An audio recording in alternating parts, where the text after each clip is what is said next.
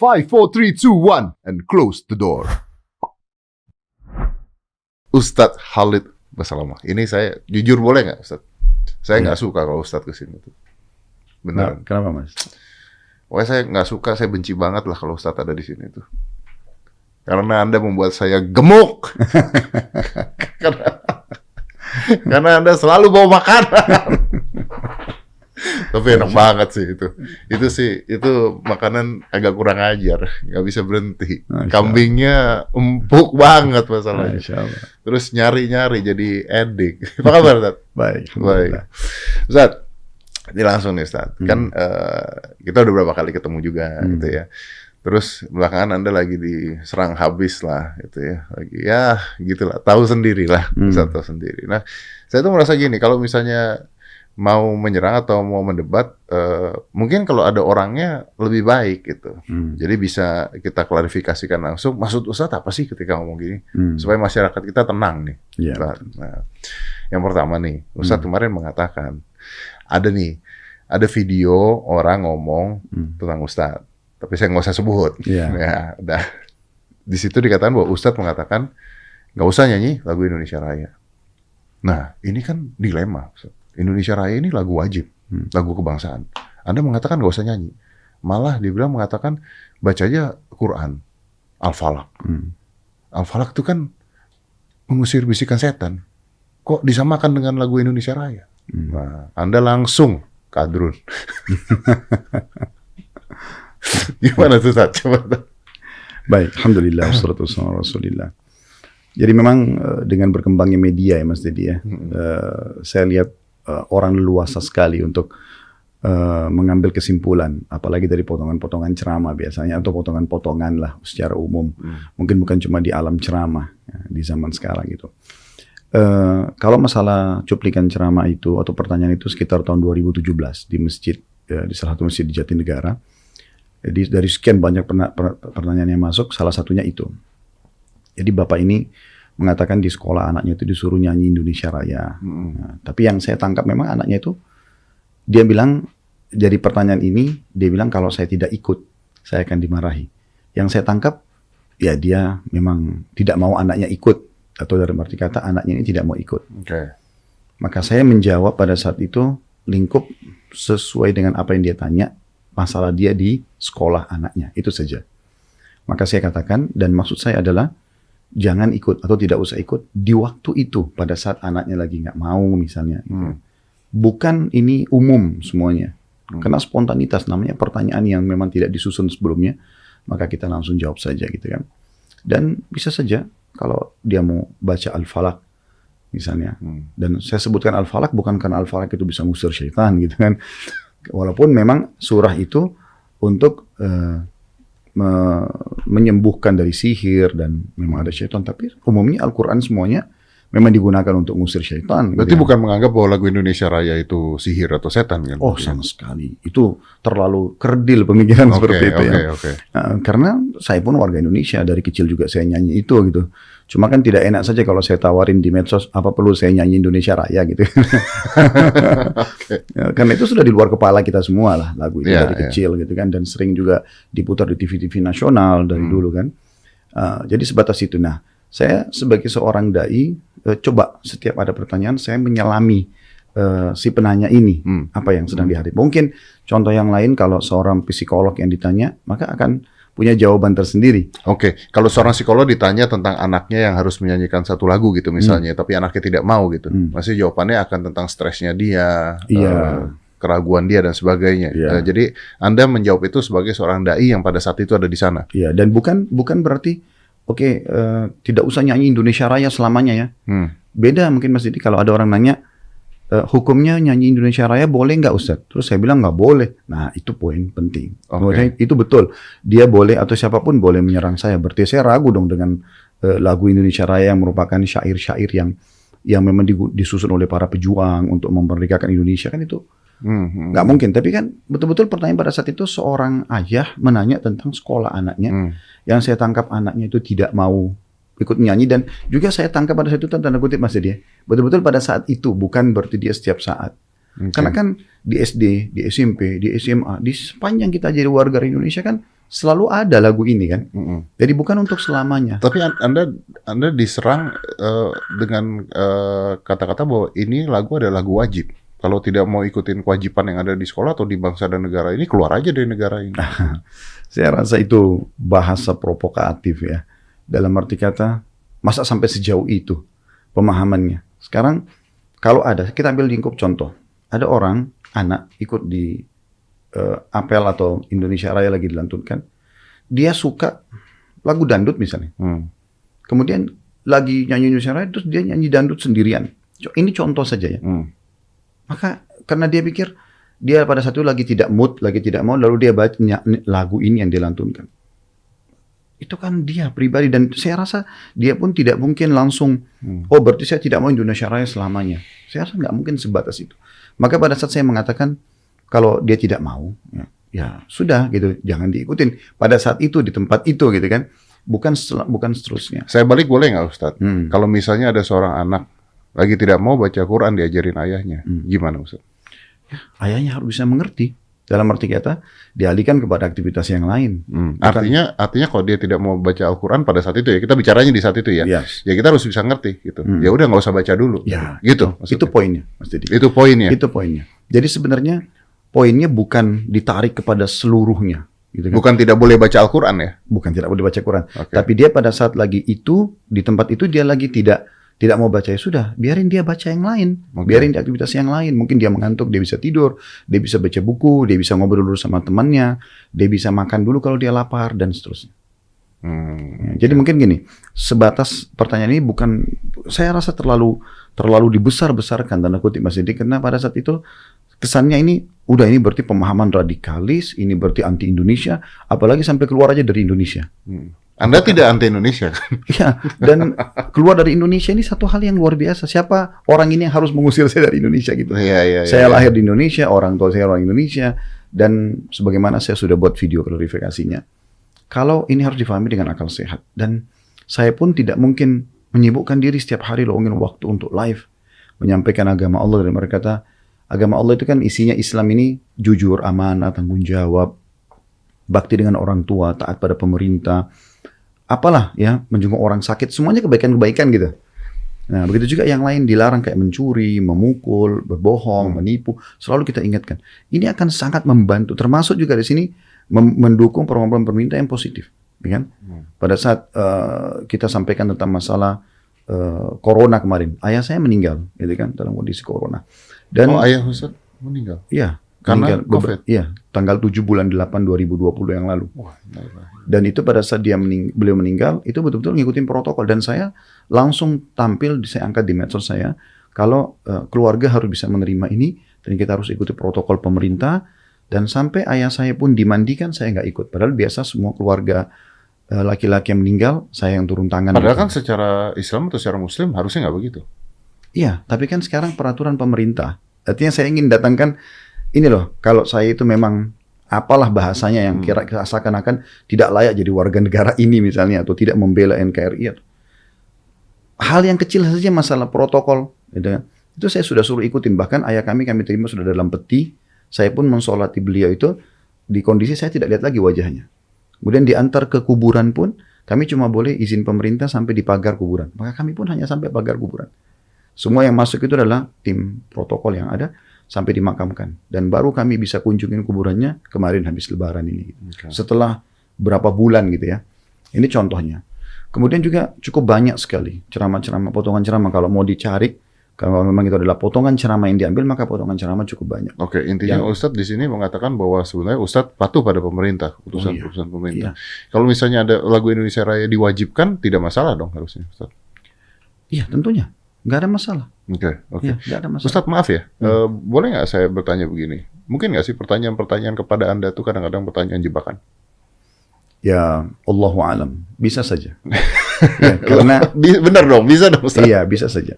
Karena gini, dalam pengajian itu kan lingkupnya agak beda sedikit Mas. Maksudnya gini, sebelum pandemi ini, mungkin saya dan teman-teman dai semua tahu. Apalagi kalau audiens yang datang cukup banyak.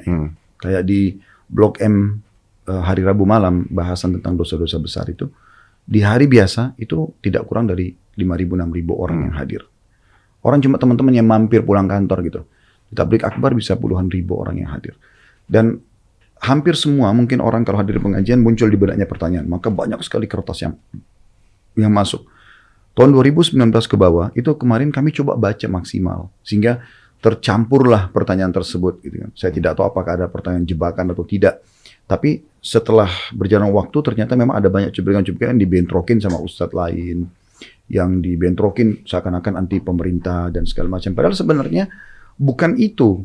Ustadz lain menjawab pertanyaan sesuai dengan apa yang dia pahami di majelisnya, kami pun jawab seperti itu.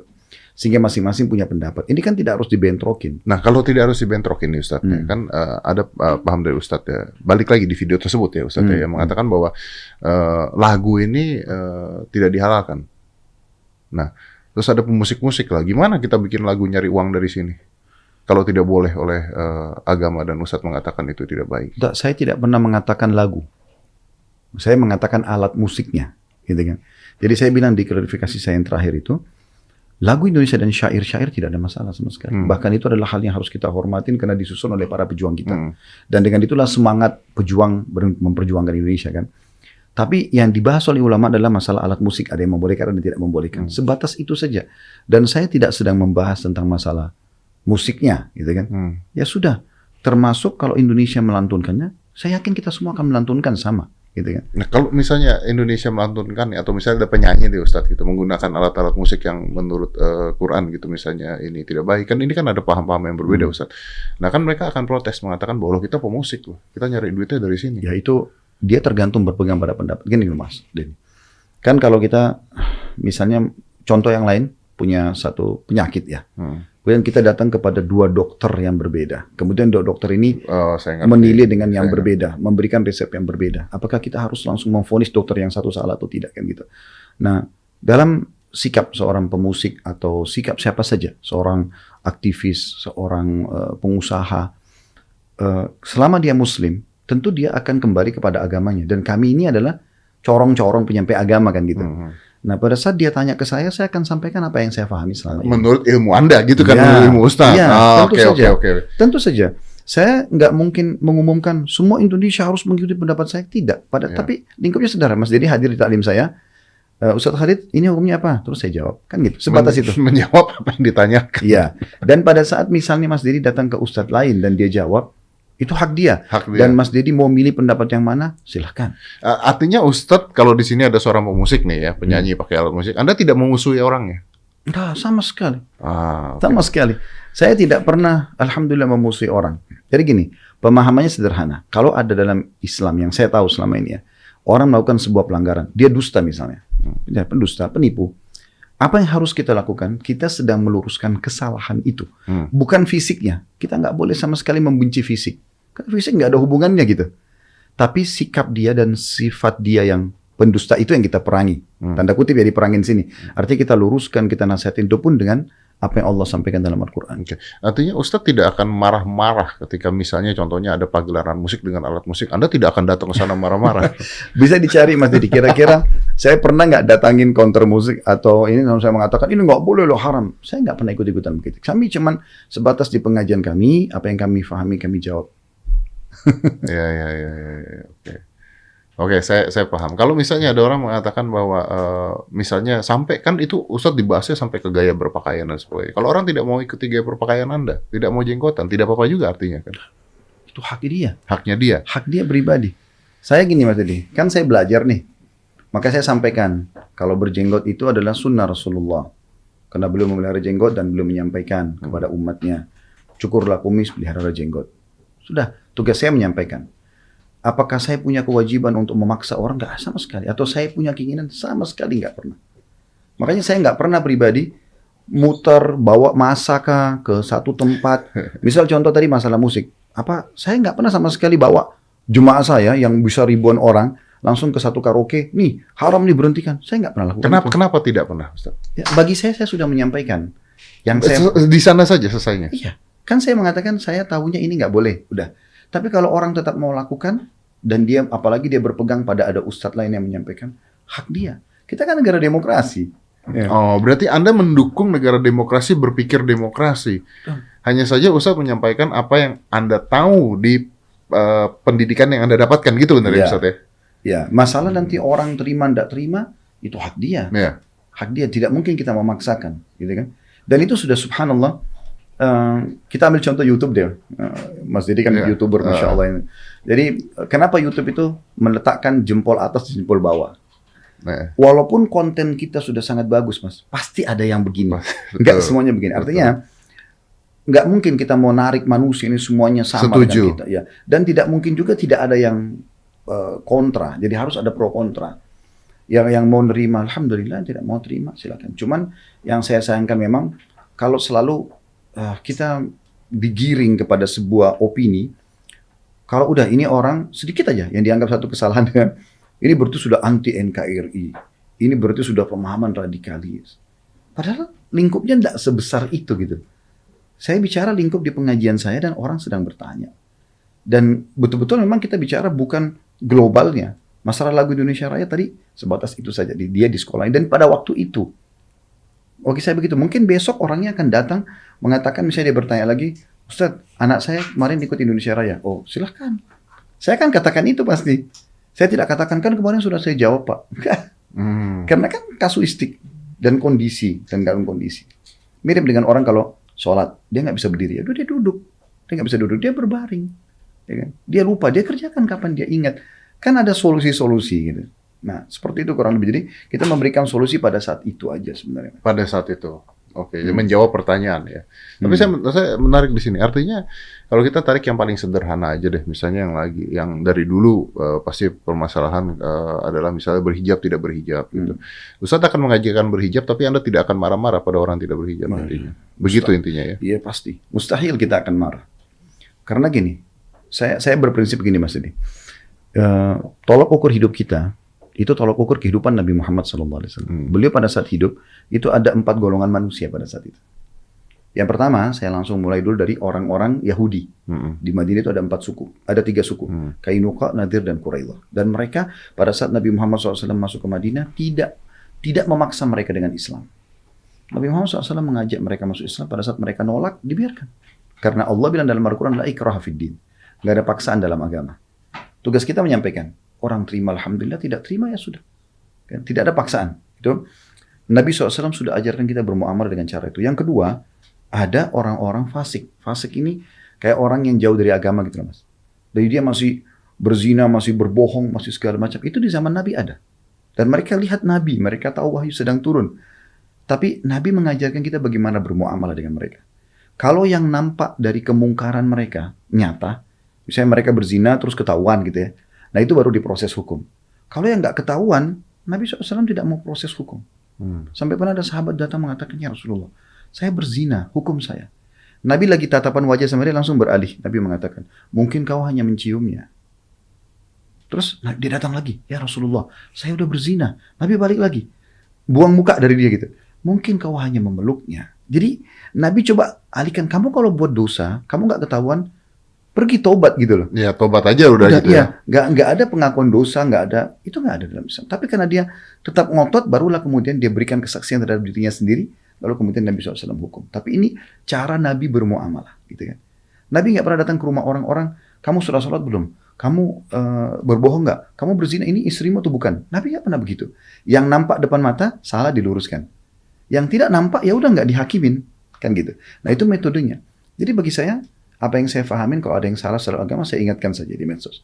Mereka ikut, alhamdulillah. Mereka tidak ikut, nggak ada selain kemampuan juga wewenang saya untuk datang kemudian memaksa orang itu. Yang ketiga itu ada orang-orang munafik di zaman Nabi. Jadi mereka ngaku Islam, tapi mereka tuh selalu menusuk Islam. Jadi apapun yang Nabi putuskan pasti diserang, gitu. Pernah Nabi ngajak pergi berperang nih, perang Tabuk. Untuk apa keluar panas-panas? Muhammad ini ngajak-ngajak kita perang untuk apa sih gitu loh. Jadi mereka protes gitu. Nabi SAW pernah kehilangan unta. Kemudian ada satu orang munafik mengatakan, masa sih ini orang mengaku sebagai Nabi, tapi nggak tahu untanya hilang di mana gitu. Terus Nabi bilang, ketahuilah saya manusia biasa, saya cuma tahu apa yang diinformasikan oleh Allah melalui wahyu. Dan saya memang tidak tahu unta saya di mana. Tapi sekarang wahyu sudah turun menyampaikan, unta saya ada di lembah ini, terikat tali kekangannya di dahan pohon ini, ambillah. Maka para sahabat pun pergi mengambilnya. Tapi bahasa beliau, saya manusia biasa. Nah, beliau pun menghakimi, bermuamalah dengan orang munafik ini. Ada hadir dalam majelis beliau, diterima. Sholat bersama muslimin, diterima. Pergi jihad, silahkan. Tapi kalau ketahuan apa yang mereka lakukan salah dan nyata, kepergok lah ya, maka diluruskan bahasa kita. Yang terakhir itu adalah orang-orang beriman. Ini yang keempat. Nah, orang beriman ini yang selalu senantiasa meluruskan 3 golongan ini. Yang kafir diajak beriman, yang fasik tadi diajak tinggalkan maksiat, yang munafik ini diluruskan, diajak untuk kembali memurnikan keimanannya. Mereka terima, alhamdulillah. Mereka tidak terima, selesai. Mereka tidak terima, selesai di sana. Ya artinya, ya karena tidak ada wewenang tadi Ustaz katakan. Ya betul. Wah, ini menarik. Ini sebenarnya menjawab hampir semua pertanyaan, karena kan ada pertanyaan tentang patung dan lukisan. Anda hanya menyampaikan apa yang Anda tahu gitu intinya kan ya. Nah, kalau tadi bicara tentang maksiat dan sebagainya, di video tersebut saya udah ngasih lihat Ustadz juga. Ada yang mengatakan bahwa katanya Ustadz Khalid Basalamah itu membolehkan pria muslim untuk melakukan hubungan dengan budak wanita. Ini artinya mendukung seks bebas. Ini tidak sesuai dengan hak asasi wanita dan sebagainya. Nah, gimana tuh Ustaz? Jadi yang pertama gini, sebelum masa perdamaian dunia setelah Perang Dunia Kedua ya, itu kan masih ada perbudakan di muka bumi ini. Dari sebelum Nabi Muhammad SAW diutus sampai beliau diutus, sampai periode masa-masa kejayaan Islam, Khulafaur Rasyidin, 4 orang sahabat Nabi Abu Bakar, Umar, Uthman, Ali, kemudian dinasti Umayyah, dinasti Abbasiyah, dinasti Kesultanan Utsmaniyah, sampai Perang Dunia Kedua itu memang masih ada perbudakan. Dan zaman itu perbudakannya itu metodenya adalah orang yang keluar nih, kita keluar sama keluarga, terus kan belum ada keamanan seperti sekarang. Jadi perampok bisa setiap saat merampok kita di tengah jalan, diambil harta kita, kita dibelenggu, dibawa ke pasar perbudakan lalu diperjualbelikan. Kan begitu sistem yang sudah ada dari dulu gitu. Bahkan kalau kita baca sejarah Amerika awal-awal berdiri, bagaimana orang kulit hitam diperbudakan dan kisahnya itu menyedihkan sekali. Saya sampai ngikutin itu kan, bagaimana perbudakan sebenarnya mereka leluasa bisa membunuhnya, bisa memukulnya, segala macam hal yang bisa dibuat dan tidak kena hukum. Nah, waktu Nabi SAW datang, keadaan ini sudah ada. Maka ada syariat yang diterapkan.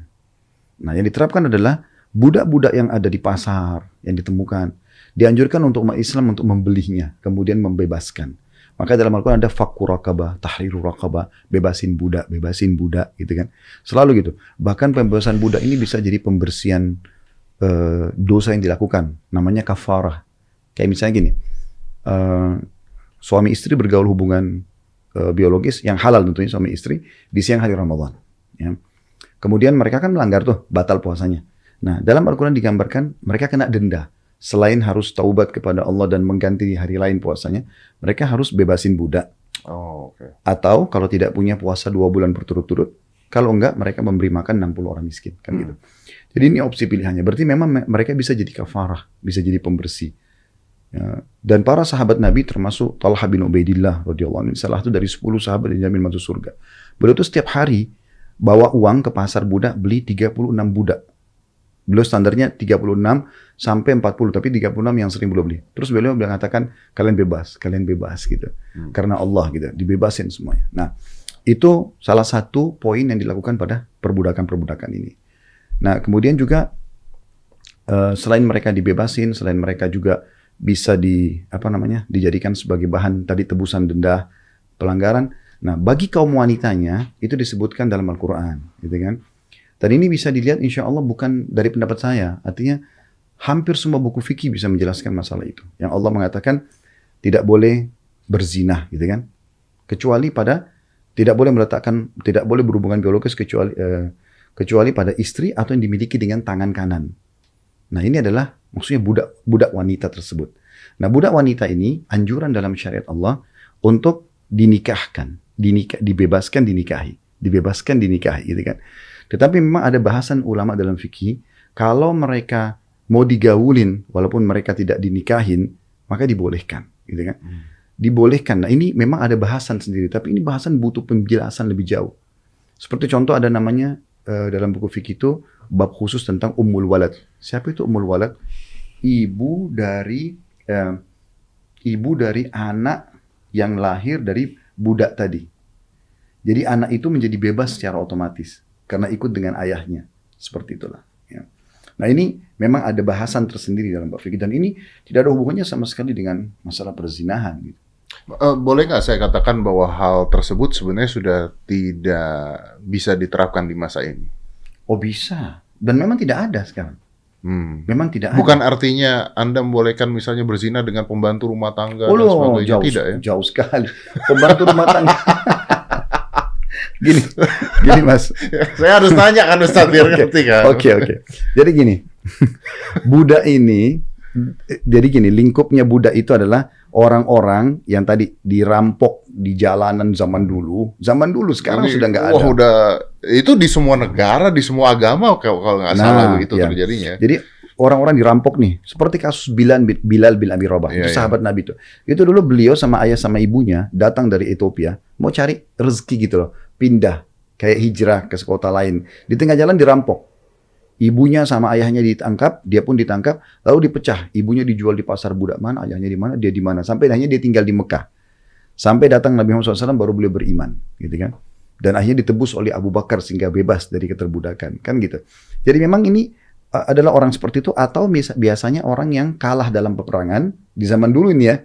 Kalah dalam peperangan diperbudak. Nah, begitu. Jadi itu bahasanya dulu.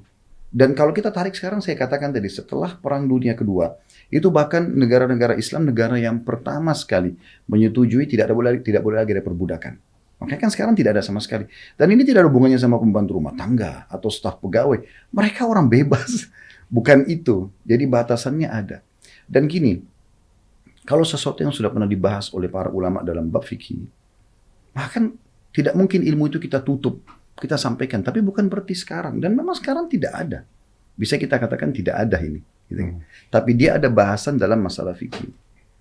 Dan itu sering kali kalau kami bahas secara tuntas dalam satu pertemuan 2 jam misalnya, baru kemudian pertanyaannya terpecah. Jadi intinya sebenarnya ini harus ada penjelasan yang lebih panjang lagi sebenarnya. Iya. Kenapa ada hukum tersebut, kenapa ada ini dan itu segala. Iya. Karena saya baca di satu komen ada yang mengatakan kalau begitu tawanan perang boleh digauli dong.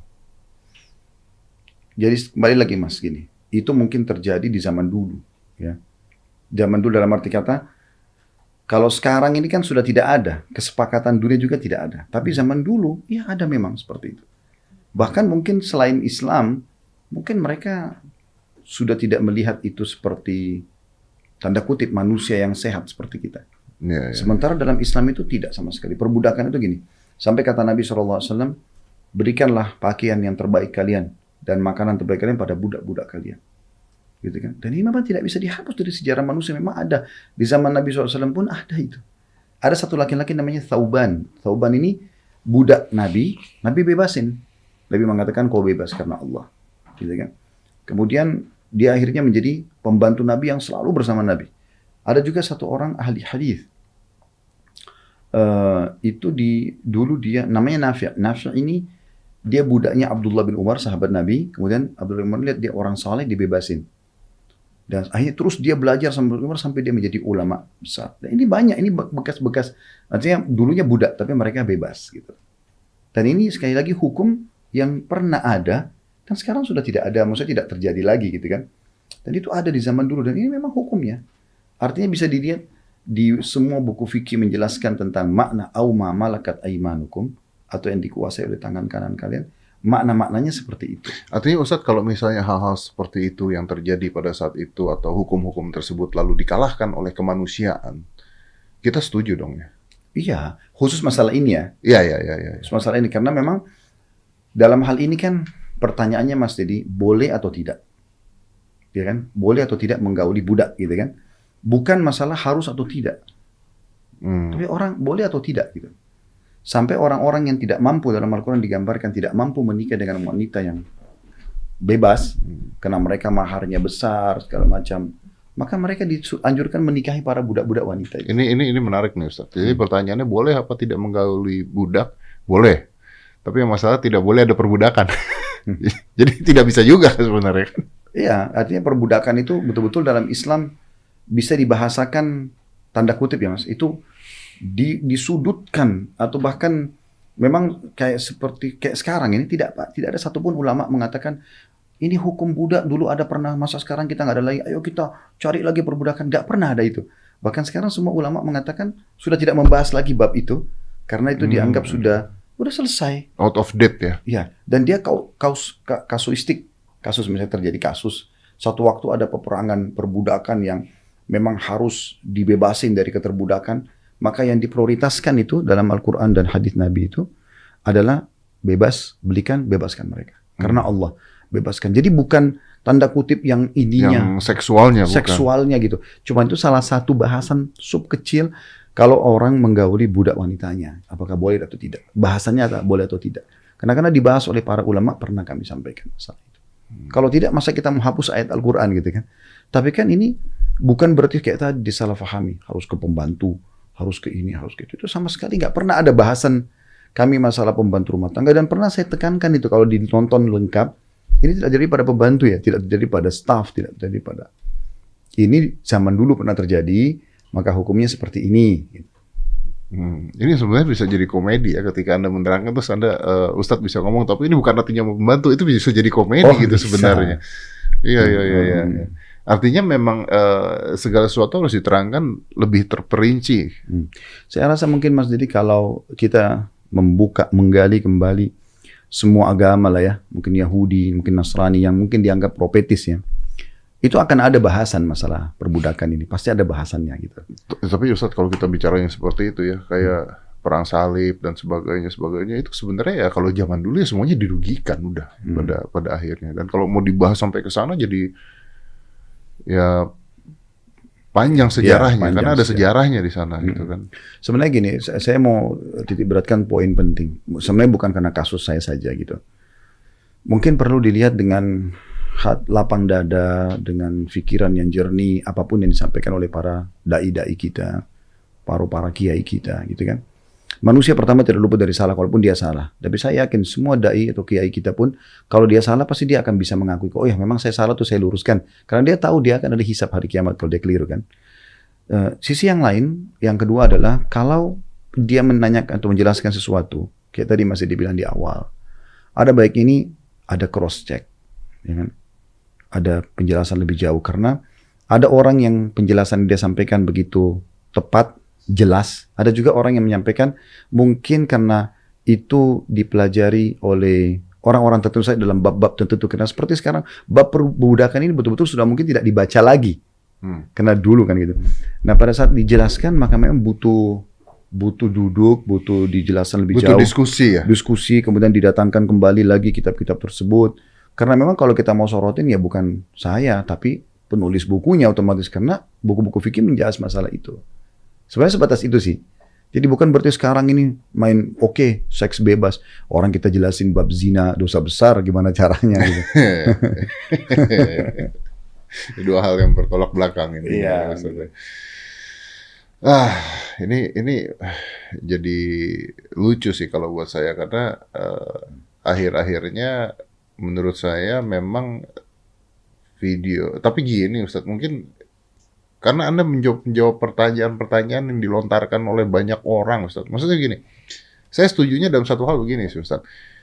Ketika Anda bicara banyak, pasti ada salahnya. Kan namanya orang ngomong tuh ya, kadang-kadang kalau kita bicara banyak, pastilah ada salahnya. Tapi saya suka dengar kata Anda tadi, katanya Ustaz, bahwa ya kalau ada salah ya kita minta maaf, maksudnya. Yang tadi itu, gitu ya, misalnya ada salah. Tapi kan sebenarnya bukan artinya seseorang yang misalnya begitu tidak ada ilmunya juga yang positif. Kalau saya merasa bahwa ambil positifnya. Kalau yang tidak sesuai ya udah lupakan aja. Gitu. Memang nggak sesuai gitu, mau diapain lagi gitu. Bukan untuk saya tengkarin atau saya berantemin juga. Oh nggak sesuai nih. Jadi gini Mas, juga poin penting juga. Dalam memahami ilmu agama ini kan tidak selamanya harus sejajar dengan akal manusia. Dalam arti kata gini. Kan kalau kita mau pakai akal manusia ini, akan banyak syariat Allah yang kita protes, Mas. Contoh misal, kenapa harus sholat duhur sama asar? Dua-duanya siang hari, dua-duanya 4 rakaat. Kenapa enggak 4 rakaat aja ya? Kan bisa. Kenapa kok, misalnya kenapa harus ada malam dan siang? Kenapa enggak malam aja? Atau siang aja biar kita bisa beraktivitas gitu kan? Kenapa harus ada batas umur? Kenapa harus laki-laki dan perempuan? Kenapa tidak ada jenis kelamin yang ketiga? Banyak sekali. Kita bicara masalah lingkup substansial ibadah, misalnya haji. Kenapa harus haji itu ada nginap di Mina? Di Mina itu di kemah. Di wilayah Mina, di kemah. Terus kenapa harus melontar batu? Kan nggak masuk logika itu. Nggak masuk logika, untuk apa gitu. Kalau dulu Nabi Ibrahim melakukan ya dulu. Tapi kan memang syariat Allah datang seperti itu. Nah, cara kita adalah kita coba yang memahami lebih jauh. Bukan begitu bertolak belakang dengan akal kita, langsung kita mentolak. Berarti yang ngomong ini salah. Enggak, kok saya belum paham ya. Tanya lagi kepada ahlinya. Kan banyak Indonesia ini kaya sekali kiai dan ustadz yang bisa ditanya gitu kan. Yang boleh datangin ditanya. Para habaib yang mungkin Masya Allah yang mereka berilmu bisa ditanya kepada mereka tentang hukum-hukum ini. Pada saat ditanya akan dijelasin kok. Asal mereka paham, akan mereka paham. Akan jelaskan. Sehingga tidak spontanitas begitu. Gak masuk akal saya nih. Kayaknya ini begini. Langsung dia main vonis. Nah ini berbahaya juga gitu kan. Ya, ya, betul. Memvonis berarti dia akan menolak sekian banyak pendapat ulama yang sudah berjalan sebelumnya hanya karena dia nggak bisa terima. Ya, Ustaz. Kalau gitu boleh nggak saya simpulkan gini, mungkin pertanyaan terakhir nih Ustaz ya, biar menyelesaikan semuanya dengan nyaman gitu Ustaz ya. Artinya Anda cinta Indonesia, cinta NKRI, cinta Pancasila? Iya, 100%. Ya. Itu Pancasila, Mas. Sila pertamanya kan ketuhanan yang Maha Esa. Yeah. Itu kalau bahasa agama kita kan tauhid, mengesahkan Tuhan kan gitu. Itu yang selalu kami dakwakan, gitu kan. Keadilan, kemakmuran, semua kita ajakkan. Orang kaya kita suruh sedekah dan segala macam gitu. Tak mungkin. Syair-syair yang dilantunkan di Indonesia Raya dan yang sejenisnya semua untuk membangkitkan semangat pejuang pada dulu. Masa kita mau hapus begitu saja? Yeah, Itu nggak mungkin. NKRI harga mati semuanya ini. Nah, tapi kalau NKRI artinya adalah banyak agama yang berbeda dan kita menghormati agama yang berbeda nih. Saya udah bahasakan tadi, Mas. Di zaman Nabi SAW ada orang Yahudi dan bagaimana Nabi bermuamalah. Okay. Nabi bertetangga sama mereka. Nabi pernah diundang makan, beliau datang. Nabi pernah transaksi jual beli di pasarnya dan para sahabat juga begitu. Bahkan waktu Nabi Muhammad SAW meninggal itu, beliau sempat, anak mantunya Utsman bin Affan orang kaya, tapi beliau tidak ambil uang dari situ. Beliau gadaikan baju perangnya di satu orang Yahudi untuk mengambil uang. Jadi kalau beliau tidak sempat bayar, itu sudah terbayar dengan baju perang itu. Itu dengan seorang Yahudi. Gitu kan. Jadi Nabi itu sangat bijak. Kalaupun ada satu orang non-Muslim yang melakukan satu kesalahan, maka beliau betul-betul bijak menilai orangnya ya, bukan rasnya, bukan agamanya. Itu penting. Makanya Nabi SAW waktu mengepung suku Kainuqa, salah satu dari 3 suku Yahudi tadi yang sempat diusir dari Madinah oleh Nabi karena mereka melanggar pelanggaran. Itu karena mereka membunuh satu orang Muslim di pasar mereka. Nabi kepung, Nabi minta, itu yang bunuh itu serahkan ke kami, biar kami adili. Jadi Nabi nggak semuanya gitu. Walaupun nanti pada saat mereka nggak mau diserahkan, Nabi kepung mereka. Kalau nggak mau diserahin, kalian saling bela, ya udah, tidak bisa setempat bersama kami, kan gitu. Jadi memang secara individu. Saya pun menerapkan itu. Dan saya, misal contoh dalam rumah tangga dengan istri, anak-anak yang saya hadapin, teman-teman, staf di kantor, saya selalu coba bijaksana karena agama mengajarkan itu. Pada saat istri saya melakukan satu kesalahan, saya sedang melihat kesalahan itu saja. Saya tidak akan pernah mengorek-ngorek masa yang kesalahan yang lain saya tumpukan misalnya. Dia telat sholat misalnya. Saya katakan sholat itu tidak boleh telat, kerjakan maka perbaikin. Saya tidak akan jadikan ini berarti orangnya buruk nih gara-gara ini. Enggak. Pada saat dia sudah perbaikin ya sudah. Bagi saya begitu. Balik-balik lagi kasualistisnya. Ya, momen-momen tersebut kesalahan tertentu dan sebagainya. Ya. Dan tidak ada hubungannya sama fisik sekali lagi. Jadi kita sedang meluruskan kesalahan yang sedang ada saja. Ya. Wah, menarik sekali. Ini harusnya Indonesia itu kalau bisa membuka perdebatan seperti ini kayaknya damai harusnya. Ada di tengah-tengah aja gitu maksudnya. Ya udah beda pendapat, beda ini dan sebagainya, menghargai pendapat orang lain juga. Sebenarnya yang saya sayangkan itu vonis itu. Vonis ini yang terlalu sakit sekali ya. Artinya anti NKRI, keluar dari Indonesia. Ini luar biasa gitu. Jadi seakan-akan kita ini sudah pemberontak yang luar biasa hanya karena sebuah pertanyaan yang udah angkat senjata gitu ya. Untuk klarifikasi. Kalau saya mungkin membentuk Indonesia, mungkin negara merdeka seperti itu Timur buat mungkin itu masih masuk akal ya. Ini kita hidup bersama. Saya pakai KTP resmi, saya pakai paspor resmi, akte lahir saya resmi semua. Gak ada sesuatu yang saya bentrok gitu. Dan alhamdulillah. Ya, mengerti Ustaz. Sampai saya pernah sampaikan juga di pengajian tuh Mas, mungkin saya bilang kita agak berbeda sedikit dengan kondisi teman-teman di Saudi. Saya bukan bicara tentang Saudi, tapi teman-teman yang ada di sana para dai-dai gitu. Mereka itu tidak pernah berhenti di khutbah Jumat, di apa namanya, di sholat witir ya. Kalau Ramadan Mas Didi nonton, itu di akhir sholat witir mereka biasa kunut. Ya. Itu nggak pernah lepas mendoakan agar pemimpin mereka dapat petunjuk. Di pendamping-pendamping mereka, para menteri mendapatkan petunjuk. Seluruh pejabat pemerintah mendapatkan petunjuk. Agar mereka bisa memakmurkan masyarakat dan segala macam. Kalau kita kan kebanyakan salah sedikit, udah harus vonis turunin. Gini dan gitu. Kadang-kadang saya juga bingung. Ini saya tidak bicara tentang kepemimpinan siapapun sekarang, tapi siapa saja dalam Islam gitu. Kita kan kebanyakan teman di Indonesia ini kita seperti penonton bola, Mas. Saya beri kasih contoh gitu. Kan pemain bola ini dari kecil berlatih bola nih, tendangan penalti segala macam, dia sudah hebat deh. Penontonnya merasa lebih hebat ya. Nah, satu waktu dia tendang penalti ini gagal.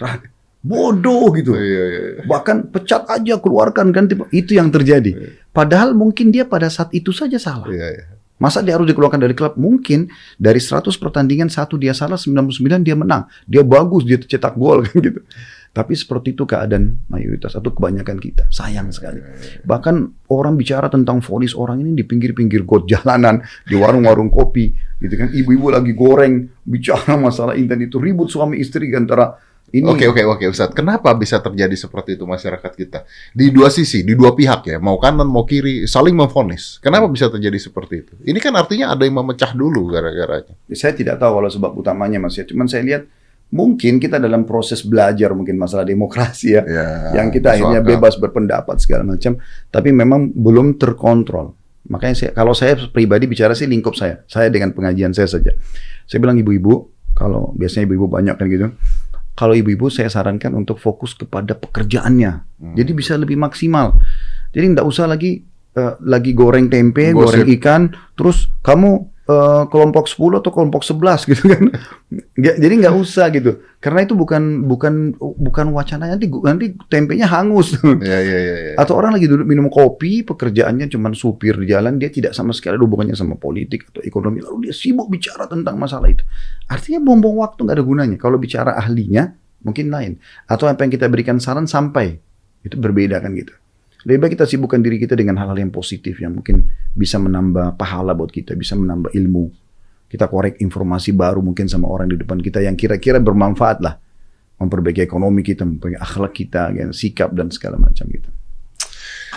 Baik Ustadz Khalid, terima kasih banyak. Ini menginspirasi sekali tadi jawaban-jawabannya. Ya mudah-mudahan Indonesia dengan ada jawaban ini menenangkan dan Indonesia semakin tenang, dan yang pasti kita semuanya juga NKRI Pancasila dan ya mendukung hal itu semua. Dan saya berharap mudah-mudahan Allah SWT bisa menyatukan hati-hati kita. Dalam arti kata, lebih baik kita dahulukan kesatuan dan persatuan daripada perpecahan. Dan maksudnya gini, sebelum terjadi vonis dan segala macam, maka kita dahulukan dulu satu dan kesatuan itu. Mungkin dengan cross check, mungkin dengan salah satunya seperti ini kan. Iya. Maksudnya kita ngobrol, kita tanya, kita apa, akhirnya bisa ini loh, gini. Iya, gini, seperti itu belum menilai. Sehingga perpecahan itu sangat jauh. Orang yang benar kita dukung, orang yang salah kita rangkul supaya dia bisa menjadi baik, kan harusnya begitu. Iya. Sehingga terus keutuhan negara ini betul-betul terjaga. Iya. Ustaz, terima kasih banyak. Sama-sama. Terima kasih banyak. Saya tutup. Terima kasih udah datang. Terima kasih makanannya. Sama-sama. Let's close this. 5, 4, 3, 2, 1 and close the door.